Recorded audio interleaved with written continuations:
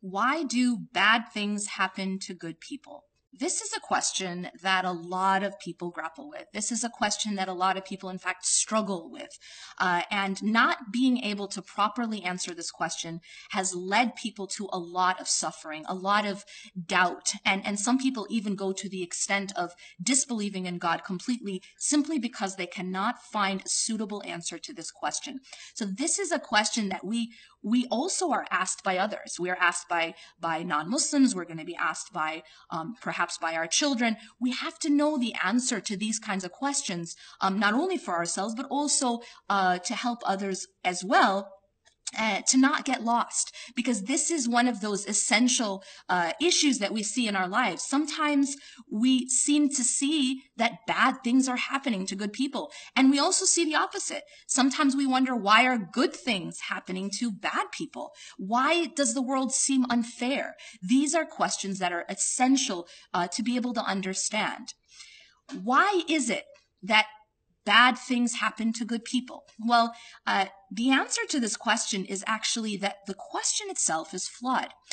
In fact, we are told by the Prophet ﷺ that bad things never happen to good people. There's a very important hadith in which the Prophet ﷺ says, عَجَبٌ لِأَمْرِ الْمُؤْمِنِ أَمْرُهُ كُلُّ خَيْرٍ, that the matter of a believer is strange. So it's unusual.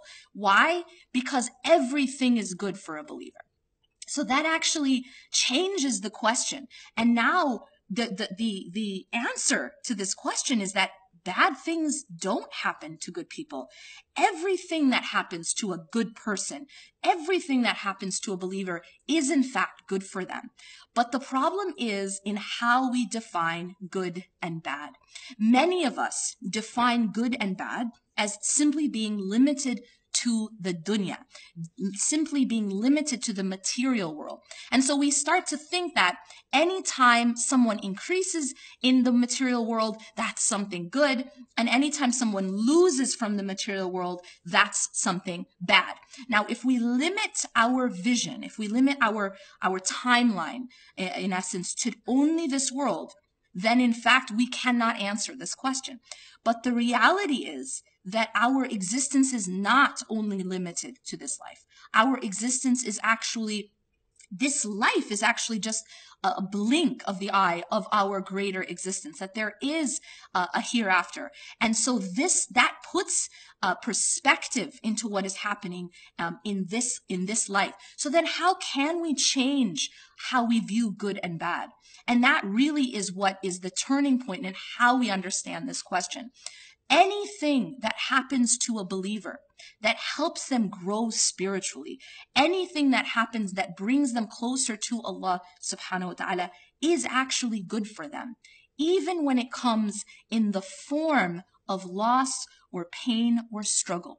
And so this idea that bad things are happening is actually an illusion.